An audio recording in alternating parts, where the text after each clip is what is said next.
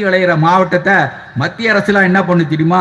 நியூட்ரியன் திட்டம் அப்படின்னு சொல்லிட்டு பலவிதமான திட்டங்களை அந்த வயல்லையே பம்பு போட்டு வயல்லையே குழாய்களை போட்டு வந்து போயிட்டு இருந்தாங்க.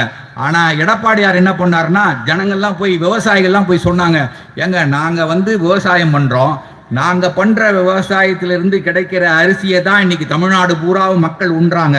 ஆனா இங்கேயே மத்திய அரசு பல பேருக்கு ஏலம் விட்டுருக்கிறதா கேள்விப்பட்டிருக்கோம். இங்க பைப் போட போறாங்களாம், குழா போட போறாங்களாம், எங்களுக்கெல்லாம் உரிய நிவாரணம் மாதிரி ஏதோ ஒரு தொகையை குடிச்சிட்டு நிலத்தை எல்லாம் எழுதி வாங்க போறாங்களாம் அப்படின்னு சொல்லி எல்லா விவசாயியும் போய் எடப்பாடியார கோட்டையில போய் சந்திச்சாங்க. நன்றி. உடனே எடப்பாடியார் அரசு அதிகாரிகளை எல்லாம் அழைத்து அந்த வேளாண் மண்டலத்தை பாதுகாக்கப்பட்ட மண்டலம் அப்படின்னு சொல்லி அறிவிச்சாரு.